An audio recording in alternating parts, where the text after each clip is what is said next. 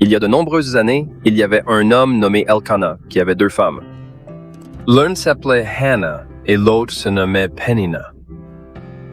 Peninnah avait des enfants, mais Hannah n'en avait pas. Cet homme allait annuellement de sa ville à Silo pour adorer et offrir des sacrifices au Seigneur des armées. Les 2 fils d'Éli, Hophni et Phinehas, sacrificateurs de l'Éternel, étaient là.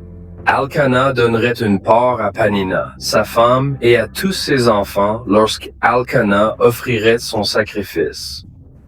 Mais il donnerait à Hannah le double de sa part, parce qu'il aimait Hannah, bien que l'Éternel ait scellé son utérus. Ses adversaires la provoquèrent sévèrement et la font souffrir, car le Seigneur avait scellé son utérus. Chaque année, elle se rendait à la maison du Seigneur et la provoquait en colère. Elle pleurait et ne mangeait pas. Elkanah, son mari, lui dit: « Pourquoi pleures-tu, Hannah? Pourquoi ne manges-tu pas? Pourquoi est-ce que ton cœur est attristé? Ne suis-je pas mieux pour toi que 10 fils? » Après qu'ils eurent fini de manger et de boire à Silo, Hannah se leva. Le sacrificateur Éli, assis sur son siège près du poteau de la porte du tabernacle de l'Éternel, pria l'Éternel et pleurait amèrement.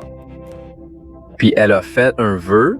« Seigneur des armées, si tu regardes l'affliction de ta servante, et que tu te souviens de moi, et que tu n'oublies point ta servante, mais que tu lui donnes un fils, je le consacrerai à l'Éternel tous les jours de sa vie, et il n'y aura point de rasoir sur sa tête. » Éli regarda ses lèvres pendant qu'elle priait devant le Seigneur.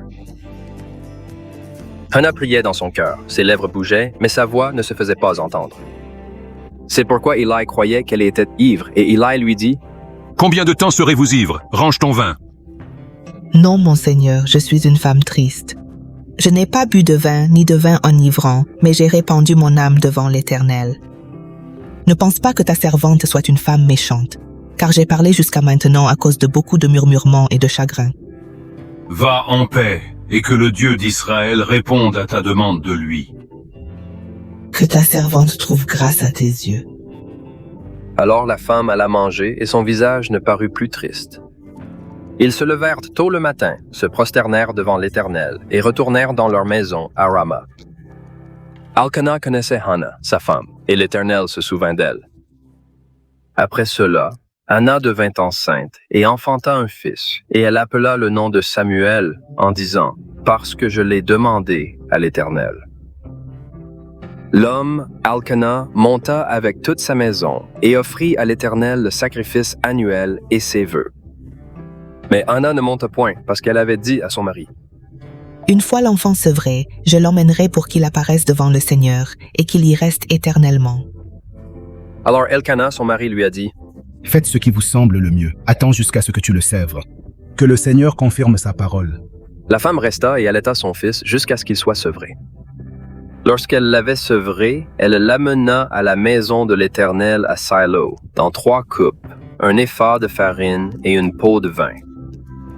Le bébé est encore petit. Ils égorgèrent une cuvette et amenèrent l'enfant devant Éli.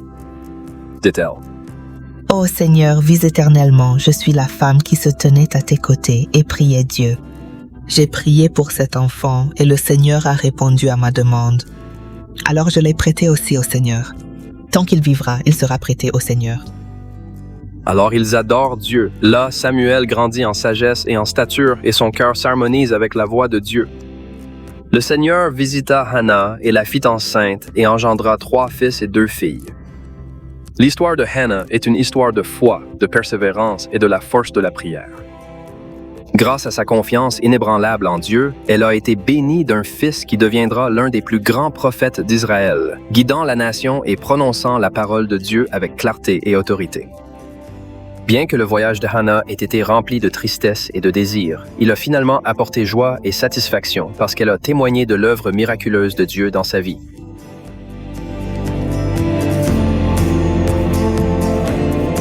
Merci d'avoir regardé. S'il vous plaît, abonnez-vous, aimez et partagez.